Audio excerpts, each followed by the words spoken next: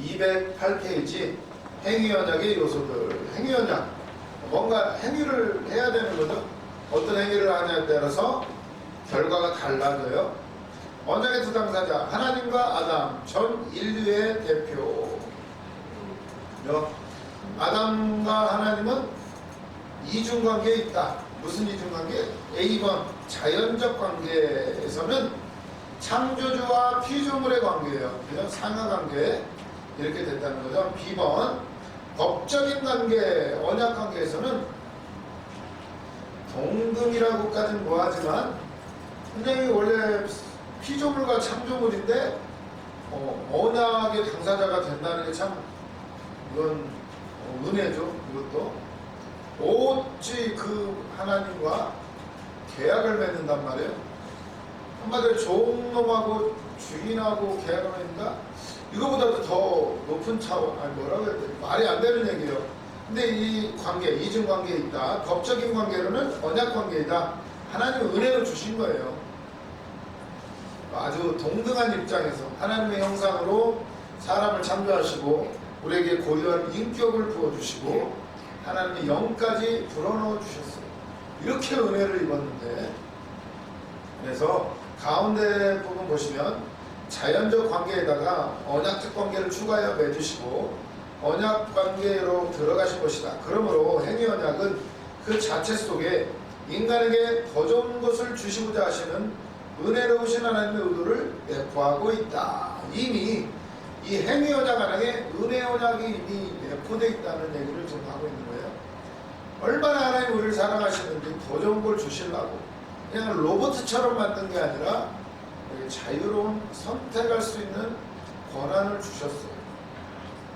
이게 그 안에 이미 우리에게 더 좋은 걸 주려고 하는 하나님의 은혜가 들어있다. 아주 좋은 표현이죠. 이때 그 다음 문단 보세요. 이때 아담은 인류를 대표하는 법적인 관계에서 그의 모든 후손을 위하여 행동하였다. 이게 이제 행위 언약이에요. 행위 언약. 2번 언약의 약속. 행위 언약의 요소들에는 당사자가 있어야 되고 두 사람이 있어야 되죠. 당사자가 있어야 되고 언약이 있어야 되고 또 뭐가 있어야 돼? 조건이 이제 선악과죠. 먹느냐 마느냐 이거는 이제 얘기를 하는 거예요. 언약의 약속, 영생, 너한테 영생을 주겠다. 창세기 2장 16절 17절에 영원한 생명의 약속이라는 말은 없지만 창세기 2장 16, 17절 볼게요.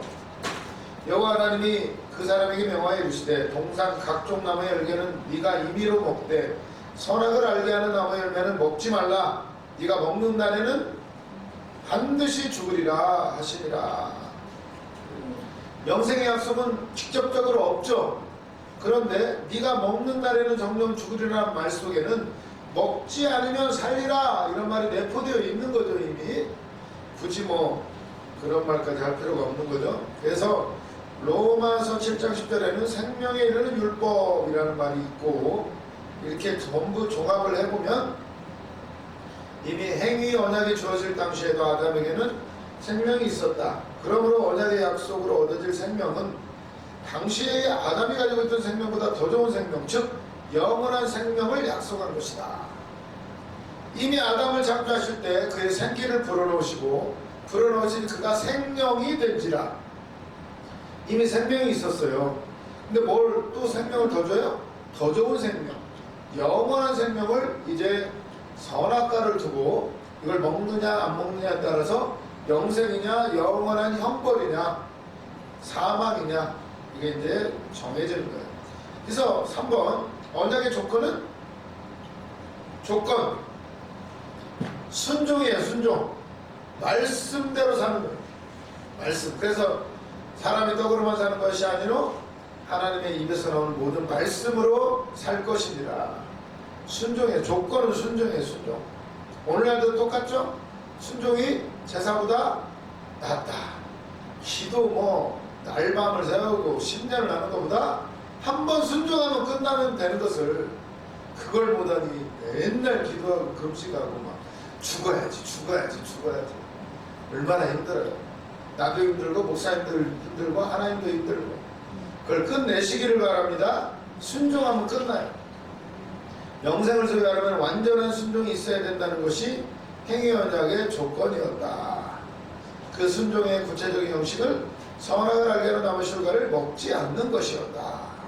4번 언약의 형벌 사망. 형벌은 죽는 거예요. 5번 그걸 뭘로 하느냐. 언약의 인호.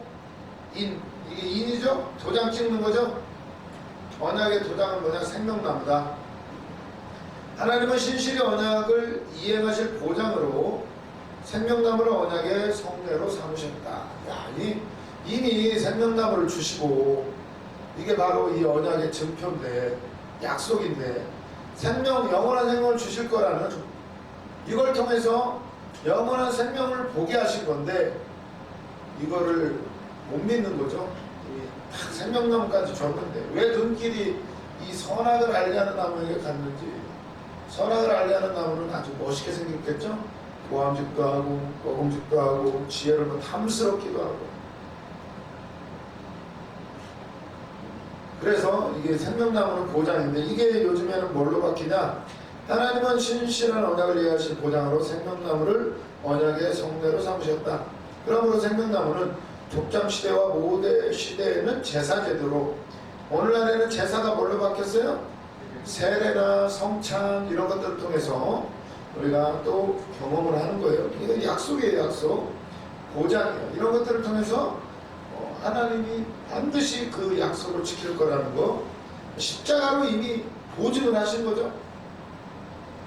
이러한 제도들은 그 자체가 하나님과 교제를 가르게 하는 효력을 가지고 있는 것은 아니지만 그 사실을 의미하는 유형적이고 실체적인 인호이다. seal.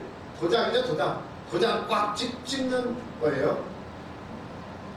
오늘 이걸 뭘로 할 수 있고 오늘날 우리가 구원받는 거 뭘로 알아요? 오늘날에는 물론 세례 성찬 이거보다도 더 정확한 거 성령 받는 것은 아주 이거는 보증이 되는 거예요. 보증. 그래서 불 받아야 된다. 체험해야 된다. 그걸 체험한 자만이 아는 거죠. 내 안에 주님이 계시네? 그걸 뭘로 할 거예요 도대체? 물론 말씀 믿으면 돼요. 근데 이게 믿어지시나요? 체험해봐야죠. 병 고침도 받아보고 복도 받아보고 진짜 기도한 대로 되어지네? 이런 것들 체험하시기를 바랍니다. 그러면서 우리가 믿음이 더 확증을 받게 돼요. C번 성경적 근거. 행위 언약은 창세기 2장 16절 17절에 다 나와 있죠. 그리고 2번 보시면 은혜 언약의 교리가 그것을 요구한다. 은혜 언약은 행위 언약을 성취하기 위하여 성립되는 것이니 행위 언약은 은혜 언약의 기본이다. 그렇죠. 은혜 언약 이게 있으려면 이걸 알아야 돼요. 행위 언약이 있기 때문에 그 다음에 은혜가 주어지는 거죠. 그렇다면 은혜 언약이 언약의 성질을 가졌으니 그것의 기본인 행위 언약도 언약의 성질을 가진 것은 너무나 당연한 것이다. 그러면서 3번 아주 중요한 게 나오네요. 아담과 그리스도의 비교. 당구장 표시하세요.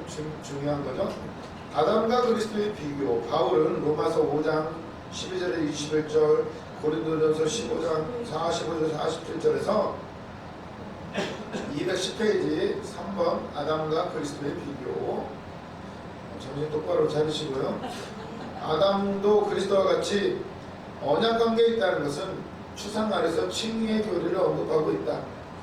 그리스도로 말미암는 칭의가 언약에 의한 것이라면 아담으로 말미암는 정죄도 역시 언약에 의한 것이니 틀림이 없다. 이렇게 나오는 거죠. 읽어보세요. 로마서 5장 12절에서 21절 읽어볼까요? 로마서 5장. 로마서 이때 안 읽어보면 언제 읽어봐요? 로마서 5장. 우리 목사님께서 어제도 그냥 로마서 5장, 4장, 6장, 8장 뭐 다 하셨죠. 맨날 듣는데 들을 때마다 새롭죠. 처음 듣는 것 같고 은혜 안에 들어가면 참 말씀은 신기해요. 내가 체험해보지 않으면 어제 읽으셨던 말씀 또 있네요. 로마서 5장 12절부터 읽겠습니다. 다 같이. 그러므로 한 사람으로 말미암아 죄가 세상에 들어오고 죄로 말미암아 사망이 들어왔나니 이와 같이 모든 사람이 죄를 지었으므로 사망이 모든 사람에게 이르렀느니라. 죄가 율법이 있기 전에도 세상에 있었으나 율법이 없었을 때에는 죄를 죄로 여기지 아니하였느니라. 그러나 아담으로부터 모세까지 아담의 범죄와 같은 죄를 짓지 않는 자들까지도 사망이 왕노릇하였나니 아담은 보실자의 모형이라. 아담은 모형이에요. 모형은 가짜다. 쉬운 말로 하면 모형은 가짜예요. 진짜를 놓고 모형을 만드는 거죠. 그런 것처럼 이걸 아시면 어떻게 보면 우리 이것도 가짜예요. 진짜는 그분을 받아야 돼요. 신받아야 돼요. 성령 충만. 그리고 이 내 생각 이거 내 거 아니에요. 사단이 집어넣은 거예요. 속으면 안 돼요.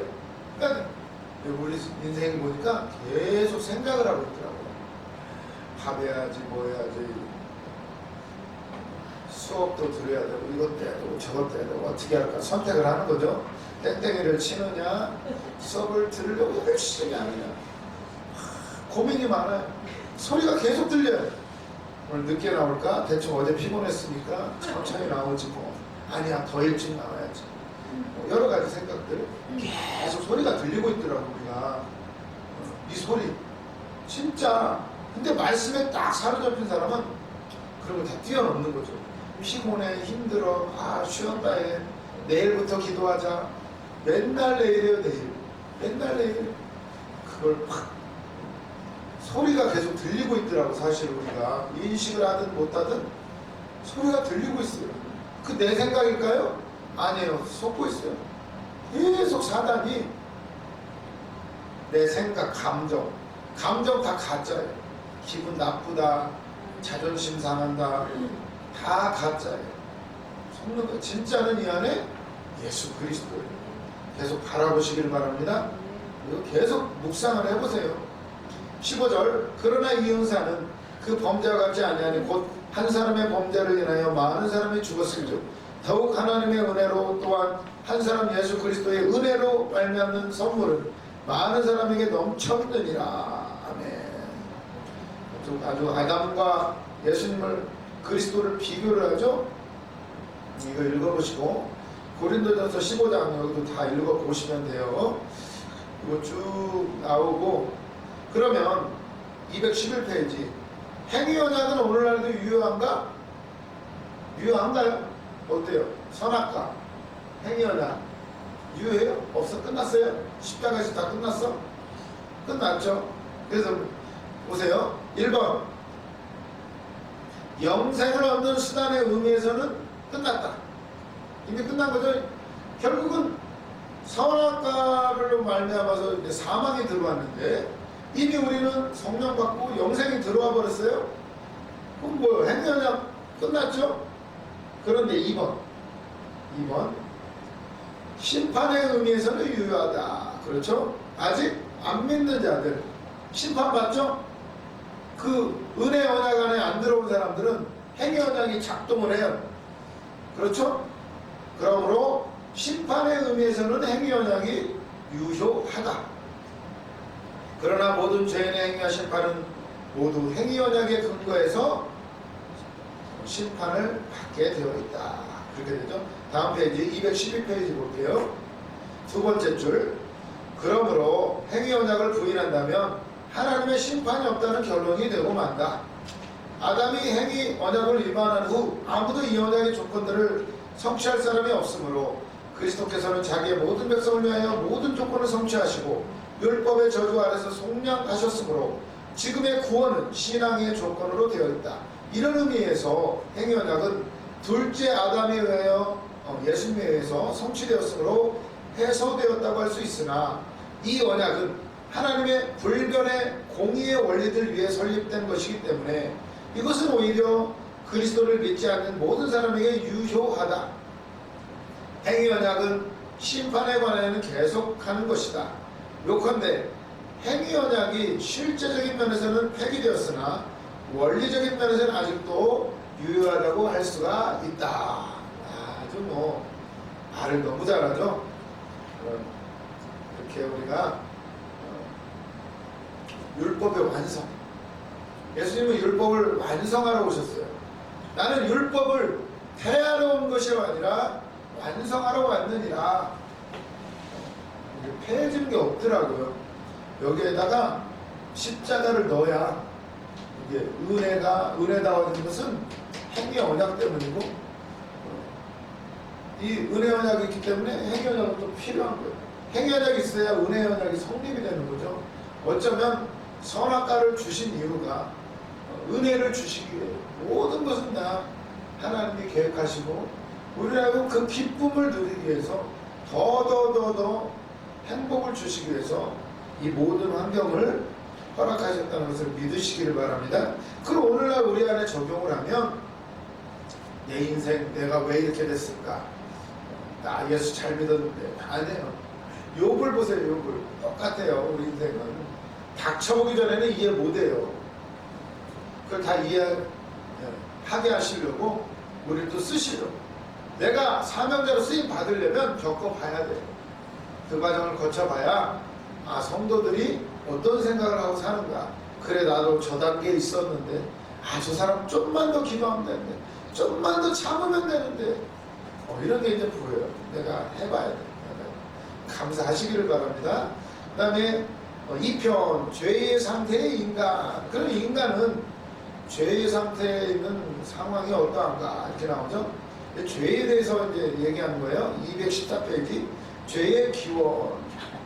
이거 거의 뭐 관심 없으시네. 죄의 기원, 죄 아주 중요한 문제죠. 쭉 읽어보시고, 그래서 216페이지 아담 10번, 아담의 최초 범죄의 성격 이렇게 나오죠. 1번 형식적 성격 쭉 나오고, 두 번째 줄 선악과는 어떤 나무인가 이렇게 나오죠. 우리가 선악과가 어떤 종류의 나무인지를 정확히 알 수가 없다. 그러나 그 나무가 어떤 것이었든지 간에 하나님께서 아담을 시취할 목적으로 이용된 나무라는 것을 알 수가 있다. 시취가 뭐예요? 시험해보고 취하는 거죠. 시험할 목적이었다. 진짜 네가 나를 사랑하는지 순종하는지 뭔 나무인지는 알 거 없고, 그것은 목적은 시험하기 위함이다. 그리고 그 다음 줄, 그러면 왜 선악과라고 하셨을까? 어째서 그것을 따먹는 것이 죄가 되었을까? 물리적인 면에서 죄가 그 열매 속에 들어있었던 것일까? 여기에 대해서는 여러 가지 견해가 있다. 별로 의미 없는 다툼들이죠. 좀 읽어보시고, 선악과 열매에 악의 성분이 있다 없다 그런 거 가지고 싸웠다는 거예요. 이건 그건 결국 눈이 열려버렸죠. 눈이 밝아졌다. 허물이 보이기 시작했다. 다른 사람이 허물이 보이기 시작한 거예요. 두려움이 임했어요. 하나님을 피해요. 숨어요. 당당한 사람들은 어디 가도 그러죠. 뭔가 이게 숨고 이러다라면 뭔가 자신감이 없는 거죠. 자신감이 없고, 그 근원은 죄예요. 죄. 처음에 왔는데 저는 김승장 선생님 무섭더라고요. 눈에서 뭔가 막 나오는 것 같아요. 막 내 마음을 다 꿰뚫어보는 것 같아가지고 무서워가지고 막 이러고, 영이 그런 거죠. 영이.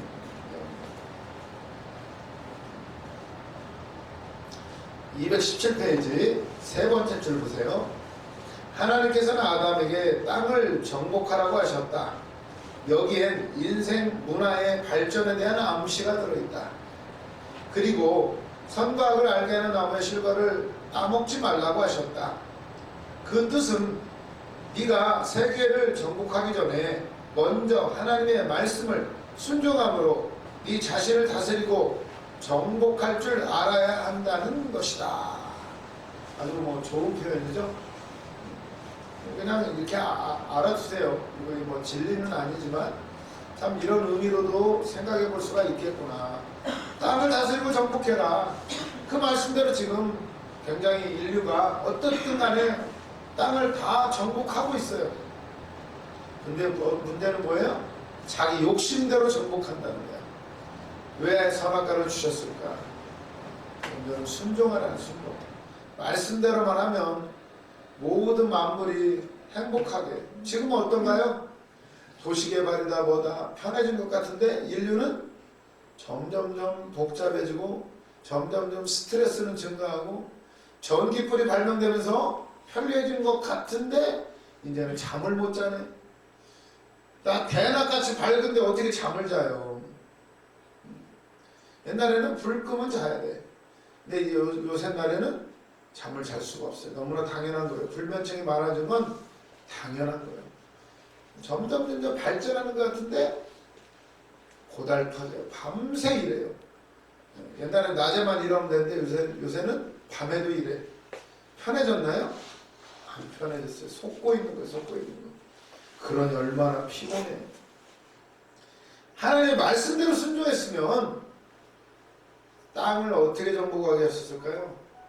다스리고 정복하고 누리고 행복하고 평화롭고 모든 동식물이 사자하고도 춤추고 뒹굴고 뱀하고도 장난치고 이랬을 텐데 이게 아니라 모든 게 고통이 되어버렸어요.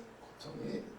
지금은 막 정복한다는 게 누구를 죽여야 되고 누구를 밟고 올라서야 되고 곧 있으면 대선도 있죠. 대선 뭐 벌써부터 난리죠. 아주 뭐 같은 당 내에서도 뭐 막 삐져가지고 서로 협력을 해야 되는데 싸우고 난리예요. 뭐 다음까지를 생각을 하는 거죠. 싸우고 정복을 하는데 정복하는 게 굉장히 피곤해. 누군가는 죽여야 되고 올라서야 되고 오늘날도 똑같아요. 영적인 세계도 모두가 은혜 받고 같이 하면 좋은데 이 안에도 시기 질투가 생기면 누가 더 세게 받느냐, 막 너는 내 밑이야, 뭐 이런 개념들 다 가짜예요. 속고 있는 거예요. 그게 바로 선악과의 열매예요. 그래서 보면 선악과는 사실은 먼저 순종함으로, 그러면 순종함으로 사역도 감당하고 정복하는 것도 먹고 사는 것도 순종함으로 나면 하나님 다 책임져 주시는데 그걸 믿지 못해요. 선악과가 들어가니까 내가 해야 되는, 내가 얼마나 피곤해요. 오늘 그 생각을 바꾸려고 우리를 부르셨어요. 은하자매가 맨날 그래요. 일하러 가야 돼, 돈 벌어야 돼, 어떻게 해요? 이거 바꿔야 돼요. 원래는 하나님 우리에게 그냥 주시는 거예요. 은혜예요, 은혜. 그걸 깨달아 가는 거예요. 이번 주간에도 얼마나 맛있는 걸 많이 먹었나요? 별거 다 먹었어요. 생각해보니까 어찌 이렇게 잘 먹고 사는지. 다 은혜예요. 은혜. 하나님 주시는 거예요. 사람이 준다고 생각하면 힘들어져요. 그러나 모든 걸 하나님 주신 거라고 생각을 해보세요. 자존심 안 상해요. 하나님 주신 거예요. 그리고 우리 목사님 그러시잖아요. 뭐든지 받으라고. 뭐 좋고 싫고가 아니고 어떤 옷을 주든 뭐를 주든 다 받아 입고 먹는 거예요. 왜? 하나님 주시는 거니까. 나한테 가장 크게 좋은 거예요. 좋은 차 준다고 내가 감당하나요? 좋은 집 준다고 감당하나요? 오히려 그게 독이 될 수가 있어요. 돈 많이 줘보세요. 신학교 있나요? 바로 세상으로 나가지 뭐. 일단은 다 하나님 주신 건 다 좋은 거예요. 감사하시기를 바랍니다. 쭉 나오게 되고 2번 본질적 성격. 아담의 최초 범죄는 전형적인 것이어서 죄의 본질을 나타내주고 있다. 하나님께서 먹지 말라고 하였는데 반대의 행동을 취하였고 하나님의 의지에 복종하기를 거절한 것이니 죄는 분명히 의도적인 위반이다. 벌코프는 이르기를 이 최초의 죄에는 여러 가지 요소가 있다. 지성에서 그것을 불신함과 교만으로 나타났고 의지에서는 하나님과 같이 되고자 하는 욕망으로 나타났으며 감정에서는 금단의 열매를 먹음으로 방종한 것으로 나타났다. 지정의 지적으로 교만한 생각이 들어가요. 그리고 의지에서는 하나님처럼 되려는 욕망, 감정에서는 먹고 막 즐기는 거예요. 막 자기를 기쁘게 하려는 그런 생각들, 지정의에서 나타나는 거예요. 그러니까 오늘도 우리 감정에 속으면 안 돼요. 우리 생각에 속으면 안 돼요. 기분? 오늘 기분이 꿀꿀한데 오늘 하루 쉬자? 속으면 안 돼요. 네? 그게 바로 선악과 죄의 본질이에요. 네? 은사도 조심해야 돼요. 받아야 되는데 아직 안 주시는 것도 감사한 거예요. 왜 안 주시냐고. 주시면 교만해질까 봐서 열심히 단련을 시켜놓고 주시려고 단련이 돼야 돼요. 이건 내게 아니에요. 다 하나님 주신 거예요. 쭉 나오고 아주 뭐 잘 나와 있어요. 218페이지 B번 여자에게 먼저 갔다. 사단은 간교하고 교활하다. 그래서 침입하기 쉬운 곳에 먼저 갔다. 물론 사단의 생각은 언약의 머리 아담을 타락시키는 데 목적이 있었지만 침범이 쉬운 곳으로 먼저 갔다. 하와가 침범하기 쉬웠던 이유는 무엇이었는가 쭉 나오죠. 하와는 언약의 머리가 아니기 때문에 아담과 같은 동등한 책임의식을 가지고 있지 않았을 것이고 하와는 하나님의 명령을 직접 받았지 않았고 간접적으로 받았기 때문에 감수성이 더 많았고 그리고 하와는 아담의 마음을 포착하여 아담을 움직이는데 가장 유력한 인물인 줄 알았기 때문에 아담을 치고 들어가면 안 되니까 근데 아담은 누구한테 약해? 하와한테 약해. 이는 내 뼈 중에 뼈요 살 중에 살이로다. 아주 뭐 사랑의 지극한 표현이죠. 너는 내 뼈야. 너는 내 살이야. 가장 약한 거 여자예요. 거기를 치고 들어가는 거죠. 그 어떤 목사님들 그러잖아요. 아담이 알지만 아담이 그걸 알았대요. 내가 안 먹으면 하와만 지옥에 보내실 걸 알았대요. 아담이. 그러나 나도 먹으면 하나님은 나를 구원하실 어떤 은혜를 발동시킬 것을 알았대. 그래서 어쩔 수 없이 하와를 사랑하기 때문에 고생하기로 마음을 먹고 꿀꺽 삼켰대요. 그다음에 이게 걸려가지고 목젖이 나왔다. 뭐 이런 얘기들을 하죠. 그건 우스갯소리인데 아무튼 이런 것도 생각을 해볼 수 있다는 거예요. 이건 진리는 아니고 조직신학은 이런 걸 한번 생각을 해보는 거예요. 그래서 사단이 공격하는 방법은 오늘날에도 똑같죠. 나는 은혜 받고 능력을 받아서 나는 잘 안 넘어질 수가 있어요. 누구를 칠까요? 내가 가장 약한 부분. 자녀를 치거나 약하죠. 막 그냥 애라면 자식이라면 뭐든지 해요. 그걸 치는 거예요. 돈 벌어야 되고 애 학원 보내야 되고 그걸 위해서라면 돈 벌기 위해서라면 뭐든지 하는 거죠. 말씀대로 살고 싶지만 자식을 위해서라면 부모는 뭐든지 해요. 그걸 치는 거예요. 속지 마시기를 바랍니다. 뭘 생각해요. 진짜는 하나님이 키우셔요. 우리 다 알아요. 다 아는데 쉽지 않아요. 안 켜봐서 전 잘 모르는데 쉽지 않을 거라는 걸 알아요. 사단은 나를 직접 공격 안 하고 주변을 통해서 나를 공격하면 내가 어쩔 수 없이 무너져요. 마음을 뺏기지 마시기를 바랍니다. 돈을 통해서건 내가 가장 소중히 여기는 거. 차에 약한 사람이 있고 여자들은 또 백을 그렇게 한다고 저는 배웠어요. 다른 건 몰라도 백은 막 좋은 걸 갖고 싶어 한다는 욕망이 있다고 그러더라고요. 백이고 아니면 뭐가 있어요? 구두? 아니면 시계? 남자들은 또 시계라고 그러대요. 시계? 뭔지 모르겠지만 시계가 막 1억, 2억이 넘는 게 있더니 2억. 왜 그렇게 비쌀까요? 인간의 욕망이래요. 욕망. 그게 뭐 금으로 만들어지고 이런 것보다 그런 시계들 보니까 이 속이 다 보여요.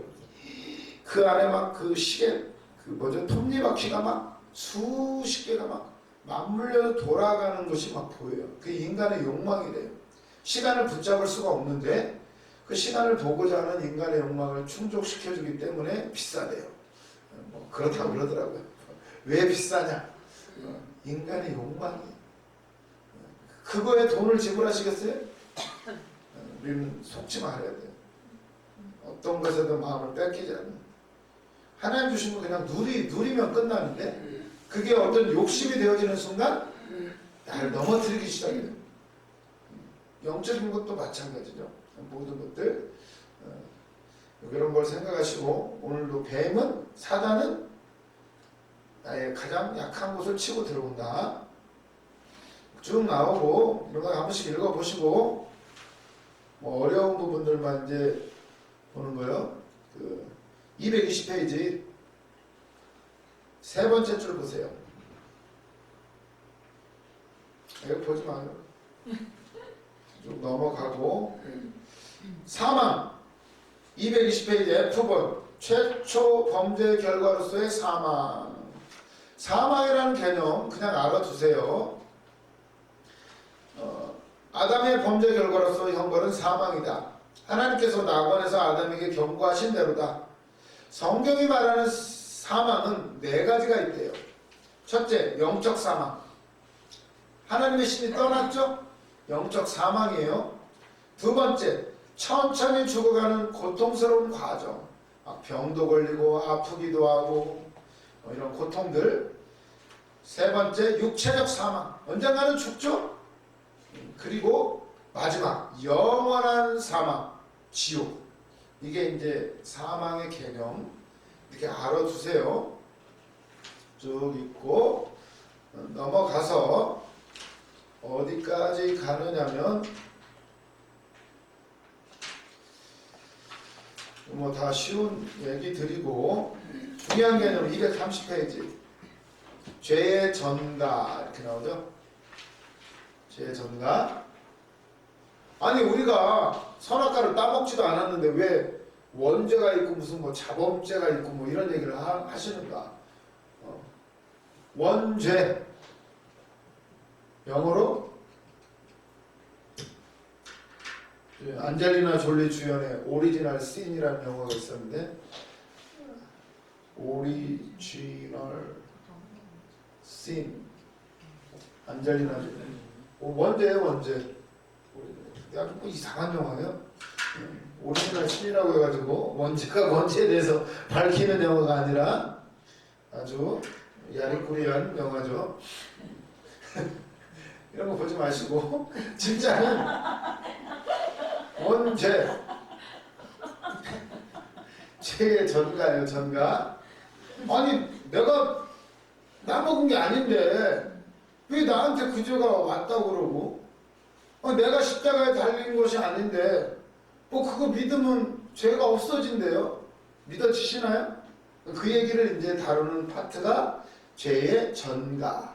제가 이렇게 가는 거죠. 이렇게 옮겨가는 거예요. 옮겨가는 거. 그 얘기를 이제 쭉 하는 거예요. 이런 개념들을 이제 성경에 죄의 전가 이런 말은 안 나오지만 이런 개념들이 이제 쭉 전체적인 성경 안에 있어요. 그걸 이제 신학적인 용어로 만들어낸 거죠. 죄가 속했다. 그래서 이제 구약의 제사 지낼 때 어떻게 하나요? 죄 지은 사람이 재물을 가져와요. 소나 양 이런 걸 갖고 와요. 그리고 어떻게 하나요? 그 재물을 하나님께 드려야 되죠? 배를 가르고 내장을 꺼내고 불에 태워서 막 드려요. 하나님 앞에. 내가 죽어야 되는데 짐승이 대신 죽는 거예요. 근데 그 배 가르기 전에 뭐부터 하는지 아세요? 안수. 네? 안수. 네, 안수. 안수를 누가 해요? 오늘날 안수를 누가 해요? 목사님이 하시죠? 목사님 우리한테 막 뭐 해? 뭔지 막 이렇게 봤는데 원래는 그게 이제 제사장이 있고 죄 지은 사람이 갖고 왔잖아요. 내 대신 이 짐승이 죽어야 되잖아요. 그때 이제 어떻게 하냐면 이 죄 지은 사람이 짐승한테 이렇게 머리에 손을 얹고 하는 거예요. 내가 이런 죄를 지었습니다. 뭐 하나님이 용서해 주시고 이렇게 기도를 하는 거예요. 그럼 이 내한테 있는 죄가 얘한테 간다는 의미로 짐승한테 간다는 의미로 그렇게 하는 거예요. 죄가 전가된 거예요. 그리고는 그걸 이렇게 해가지고 잡아가지고 들여버려요. 그럼 용서 받는 거예요. 대신 그게 이제 나중에 신약에 나타나요. 신약에 예수님이 오셔가지고 예수님이 오셨을 때 세례 요한을 만나죠. 그 장면 기억나시죠? 어떻게 하나요? 막 세례 요한이 막 세례를 줬어요, 사람들한테. 그때 예수님이 딱 오시더니 딱 알아봐요, 요한이. 오, 보라, 세상 죄를 지고 가는 어린 양이로다, 이래요. 그러고는 예수님이 세례 받으려고 딱 무릎을 꿇어요. 그 세례 요한이 뭐라 그래요? 아니, 당신께서 이러시면 아니 되옵니다. 네. 나는 당신의 신들매를 풀게 해도 감당치 못할 사람인데 내가 받아야지 어떻게 당신이 나한테 받습니까? 이래요. 그랬더니 예수님이 뭐라 그래요? 이걸 하지 않으면 너와 나와 상관이 없다. 왜? 아, 네가 말했잖아. 세상 죄를 지고 간 어린 양이라며. 그러면 네가 나한테 해줘야. 세례 요한은 구약의 마지막 선지자예요. 마지막 끝. 율법의 끝. 그 사람이 모든 그 언약 구약적인 그 죄들 이런 거를 싹 누구한테? 어린 양. 세상 죄를 지고 간 어린 양이로다. 그 어린 양이 안수할 때 어떻게 됐을까요? 모든 죄가 물론 영적으로 다 되지만 하나님 우리에게 보여주시는 거죠. 구약의 제사를 그대로 예수님에게 시행하세요. 싹 전가가 되는 거예요. 그럴 때 막 성령이 막 비둘기같이 임하고 막 뭐라고 하죠? 이는 내 사랑하는 아들이요 내 기뻐하는 자라. 너희는 그를 믿으라 따르라. 그 말씀이 나오는 거예요. 그리고 바로 예수님은 광야로 시험받으러 성령에 이끌리셔 시험받으러 가셔요. 왜? 이스라엘 백성들이 광야에서 바로 가나안 땅으로 들어가라고 했으면 바로 들어가는데 못 들어가요. 40일을 자기 생각으로 정탐을 하죠. 40일 정탐하고 어떻게 해요? 봤더니 가나안 땅에는 거인들이 살고 가면 죽게 생겼네? 그랬더니 왜 우리를 여기까지 끌고 왔냐고. 자라에서 죽이라고. 그래서 죽여야 되는데 죽이려고 막 하나님 열받아가지고. 근데 진짜 열받은 거 아니에요. 인간적인 표현으로 그렇다는 거예요. 그런데 모세가 막 말리죠. 하나님 그러시면 어떻게 합니까? 아니 기껏 데려놓고 여기서 때려 죽이면 사람들이 뭐라고 그럽니까? 그렇네. 그리고서는 하나님이 안 하셔요. 실패했어요. 이스라엘 백성들이. 하나님의 택한 백성들이 실패를 해버렸어요. 아담도 실패했는데 언약의 백성도 실패를 해버렸네. 누가요? 예수님이 그걸 하시는 거예요. 40일 금식하셔요. 그놈의 먹을 것 때문에 실패해버렸어요. 맨날 이것만 먹어야 되냐, 언제까지 라면만 끓여 먹냐. 맨날 그랬던 거예요. 그러니까 어떻게 해요? 그래, 네 입이 말한 대로 내가 네 입에 내 귀에 들린 대로 내가 시행하리라. 거기서 나오는 말씀이죠. 다 죽어요. 그 40년 동안 뺑뺑뺑뺑 돌면서 그 불평했던 사람 싹 죽어. 누구만? 2명만, 2명. 갈렙과 여호수아. 물론 갈렙 마누라도 들어갔겠죠. 아니, 들어갔으려나? 들어갔었죠. 못 들어갔나? 애는 낳았으니까. 아무튼 2명 들어가요. 그걸 보면은 예수님이 그래서 광야에 시험 받으러 가셔. 뭘로 물리쳐요? 말씀으로 물리쳐요. 사탄아 물러가라. 말씀으로 물리쳐요. 사람이 떡으로 사는 게 아니야. 말씀으로 살아. 그리고 오로지 하나님만 경배해라. 경배의 대상은 하나님이야. 또 한 가지 뭐죠? 성전에서 뛰어내리라고 하는데 안 뛰어내리시죠? 누구 말을 들어요? 그러면 사단 말을 들으면 내가 누구 말을 들어요? 전지전능하신 하나님이시게 다 물리치셔요. 오늘 우리 안에 그 영을 주셨어요. 그 생각을 다 물리쳐야 될 줄로 믿습니다. 금식이에요. 금식한다는 건 밥만 안 먹는 게 아니라 생각을 금식하는 거예요. 끊어야 돼요. 세상에서 끊임없이 들어오는 생각들, 스마트폰, 텔레비전, 가지가지 책들, 소설, 잡지, 뉴스, 사실은 따지고 보면 나를 힘들게 하는 생각들이에요. 끊어야 돼, 끊어야 돼. 죄의 전가, 죄. 이거 전가, 이거 왜 이렇게 됐어요? 이게 또 이제 많은 학자들을 통해서 발전이 이루어져요. 그게 이제 종교개혁 이후에 완전히 이제 아주 성립을 하게 되고, 이 안에서도 아주 학설들이 많아요. 이단들이 많고, 뭐 간접적이니 직접적이니 뭐 원죄가 있느니 없느니 뭐 여러 얘기들을 하고, 그런 성경을 보세요. 아까도 로마서에도 나오잖아요. 아담이 범죄했고 뭐 그것들이 뭐 이어졌고 예수님이 해결하셨고, 만약에 원죄가 없다라면 그럼 예수님은 왜 죽었어요? 죄가 없는데 뭐하러 그걸 해결하러 오신 거잖아요. 이런 것들을 이제 이 책에서 아주 논증을 하는 거죠. 쭉 다 읽어보시고, 결국 조직신학은 다른 게 아니에요. 성경에 근거해 있어야 돼요. 성경. 그러나 자유주의 신학자들은 성경을 신화 정도로밖에 취급을 안 해요. 그러니 이미 근본부터 잘못된 거예요. 그러니 이 내용이 전개가 되겠어요? 내용이 자기들 멋대로죠. 그래서 236페이지, 인류의 죄는 크게 두 가지로 구별한다. 즉 원죄와 자범죄로이다. 오리지널 sin, 자범죄가 이렇게 표현되어 있네. actual sin, 뭐 actual이라는 뜻이 뭔가요? actual, 실제적이다 이런 뜻인데, 실제적인. 오리지널은 오래됐다 그런 거죠. 예. actual, 실제적이다. 그렇죠. 이런 의미를 생각해 보시면, 원죄는 뿌리요, 자범죄는 열매이다. 그렇죠? 뿌리가 잘못됐기 때문에 그 열매는 당연히 잘못된 열매를 맺게 되는 거죠. A번, 원죄란 사람이 가지고 출생하는 죄적 신분과 그 상태를 가리킨다. 그리고 그 두 번째 달러 보세요. 그런데 우리는 원죄를 아담과 혼동하여서는 안 된다. 이거 조금 좀 어려운 개념이 나오는데, 우리가 혼동을 할 때가 있다는 거예요. 그래서 보면 그 이유는 아담 그 자신이 원조가 아니기 때문이다. 만약 아담이 원죄라면 하나님은 아담을 죄인으로 창조하셨다는 말이 된다. 죄는 어디에서 들어온 거죠? 뱀을 통해서 들어온 거죠. 아담과 원죄를 혼동하면 안 된대요. 또한 우리는 원죄를 아담의 첫 번째 죄와 혼동해서도 안 된다.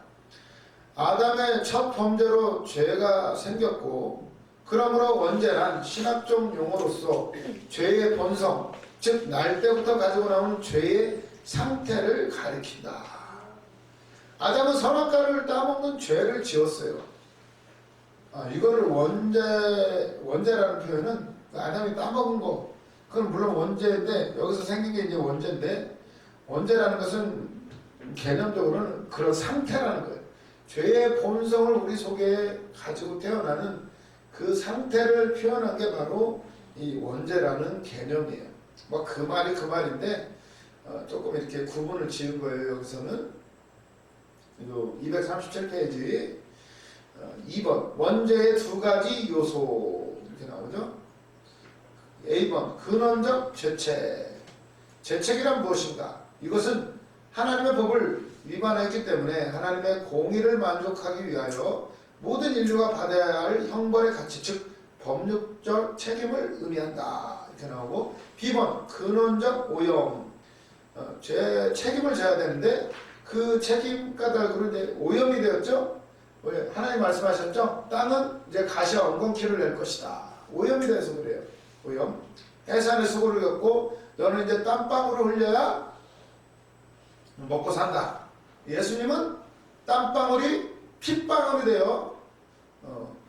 참 그런 성경의 표현을 보면 괜히 땀방울이 핏방울이 된 게 아니시죠. 우리의 그 수고, 그걸 이제 핏방울로 다 이제 대체해서 갚으시는 거죠. 근원적 오염. 근원적 오염은 근원적 죄책의 결과로 생긴 것을 두 가지를 포함한다. 원의와 원래 뜻과 뜻의 결핍과 적극적 악의 존재.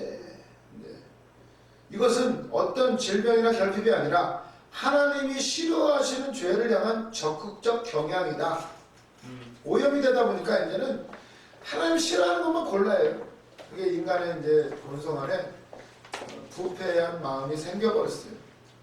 싫어하는 짓을 얼마나 좋아하는지. 동그라미 1번. 그래서 근원적 오염은 전적 부패와 전적 무능력 두 가지 특성을 가지고 있다. 악으로 인한 전적 부패. 동그라미 1번. 소극적 의미. 첫째, 사람의 전적 부패는 모든 사람이 최대한 대로 악할 대로 악하다는 것을 의미하지는 않는다. 이거 뭔 의미냐? 로마서 3장 13, 18절 사람이 심적 악한 상태를 그대로 전해. 그러나 하나님은 성령으로 모든 사람 속에 있는 죄를 제한하심으로 속에 있는 악한 생각 그대로 죄를 범하지 않는다. 이것을 일반 은총이라고 한다. 무슨 얘기인지 알겠어요? 근원적으로 우리는 원래 부패해 있는데 그나마 그렇다고 세상에 안 믿는 사람들도 막 아주 악한가요? 착한 사람들 꽤 있어요. 그건 왜 그래요? 그들에게도 하나님이 은혜를 주셔가지고 이걸 억제할 수 있는 그런 마음을 주셨다는 거예요. 부패했지만 아니 그럼 그 착한 사람들은 왜 지옥 가나요? 그게 왜냐면 근원적인 이 안에 악이 있다는 거예요. 단지 그 사람들이 이렇게 어떤 하나님 은혜로 눌러있을 뿐이지. 그래서 보면 누구 사람 찌르고 이런 사람들 보세요. 막 악해가지고 아니요. 굉장히 우발적인 범죄 굉장히 많아요. 그런 사람들 많아요. 아주 순하고 착한데 주변 사람들 그러잖아요. 저 사람 절대 그럴 사람이 아닌데 깜짝깜짝 놀래요. 동네에서. 왜 그래요? 그게 왜 나왔어요? 그 사람이 악해서 그 안에 이게 숨겨져 있는 근원적인 제 경향. 어느 날 갑자기 확 화가 치밀었을 때 자기도 모르게 이렇게 된 거예요. 그게 바로 이 근원적인 죄예요. 우리 속에 숨어 있다는 거예요. 다윗을 보세요. 얼마나 하나님을 섬기고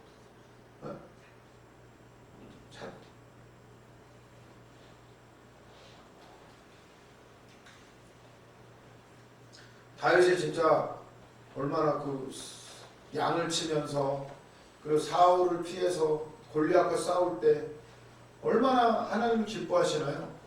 얼마나 그 어려움 중에도 찬양하고 예배하고 그랬던 사람인데 어떻게 돼요? 편해지니까 권력과 돈과 가지가지 힘이 있으니까 어떻게 돼요? 나태해지죠. 어느 날 쉬다가 지금 막 전쟁이 한창이었어요. 부하들은 막 전쟁하고 있는데 이제는 뭐 다윗이 안 나가도 돼요.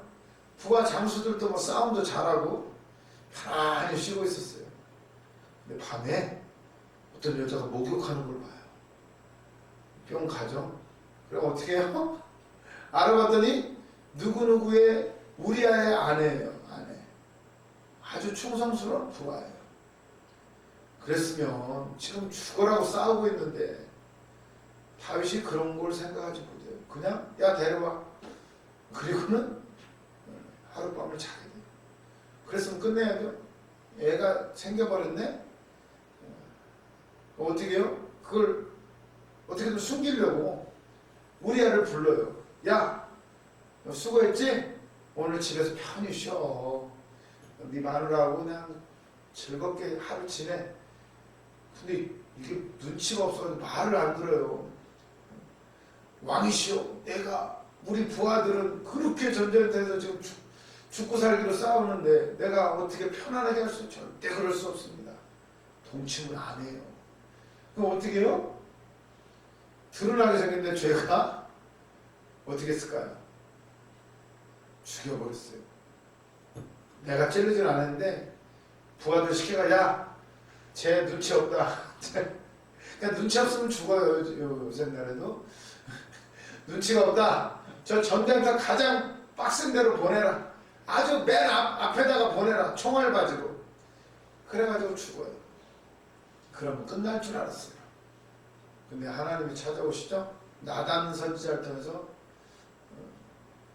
그것도 하나님이 아주 인격적으로 나단 선지자 비유를 들어서 하죠. 왕이시여, 세상에 이런 나쁜 놈이 있습니까? 누군데 도대체? 그랬더니 있잖아요. 양 99마리 가진 부자가 옆에 양 한 마리 가진 사람 거를 뺏어가지고요. 그놈 구워가지고 먹어버렸어요. 이런 나쁜 놈이 있나? 그럼 당장 데려와! 바로 죽여라! 이랬는데 나단 선지자가 그래요. 바로 당신이 그런 사람입니다. 그때 다윗이 딱 알아요. 아, 내 죄를 하나님 보셨구나. 바로 무릎 꿇죠? 바로 무릎 꿇어요. 참 다윗이 위대한 점이 그런 건데, 아무튼 무슨 말을 하려고 했냐면, 그렇게 믿음 좋고 그렇게 착하고 하나님의 말씀에 순종하는 다윗 안에도 숨겨진 죄가 있었어요. 나중에 늙음하게는 뭐가 있어요? 인구조사를 하죠. 인구조사. 뭐 사람 숫자 생기면 뭐가 그렇게 큰 죄예요? 근데 하나님은 아셔요. 그 중심에 네가 지금 국력이 있고 군사가 많아지고 백성이 많아지고 돈이 많아지니까 아, 내가 얼마나 힘이 있는지 한번 볼까? 이 마음을 하나님 다 아신 거예요. 에휴, 네가 너를 만드는 게 누군데? 네가 양치는 그 천한 목동이었을 때 너를 내가 뽑아서 너를 그렇게 훈련시켜가지고 너에게 능력 주고 힘 주고 지혜를 줘서 모든 사람을 붙여줘서 너를 그렇게 쓰는 건데 하나님 막 책망하셔. 골라. 한 대 맞을래? 두 대 맞을래? 세 대 맞을래? 하나님, 그냥 하나님한테 맞을게요. 그래가지고 막 질병이 막 오고 막 이러잖아요. 뭐 할 말은 많은데 그래가지고 그때 알게 돼요. 그 속에 있는 하나님이 다윗을 사랑하신 거죠. 그 안에 있는 깊숙이 숨어있는 교만이라는 죄까지 다 드러내셔요. 죄의 근원은 교만이에요. 선악과 하나님처럼 되고자 하는 그 교만. 우리 죄의 마지막은요, 파헤치면 뭐 음란도 아니고 살인도 아니고 사실은 이 교만이에요. 교만. 얼마나 교만한지 아세요? 우리 인간이? 그거를 발견하는 과정이에요. 그러려면 막 부딪혀야 돼요. 사람들은 부딪혀 봐야 돼요. 아, 왜 나를 이렇게 괴롭힐까? 하나님 다루시는 거예요. 계속 찔러보는 거예요. 나는 그래도 괜찮은데, 나는 그래도 쟤들처럼 저러진 않는데 한번 당해보세요. 아프고 힘들고 막 짜증이 날 대로 찔러보면 어떻게 해요? 폭발해요. 그걸 발견하게 되더라고요. 나는 그래도 저 사람보다는 괜찮아. 이게 교만이더라고요. 교만. 똑같아요. 이 안에 똑같은 죄성이 흐른다네. 그걸 바로 이 죄된 본성, 그걸 발견해야 돼요.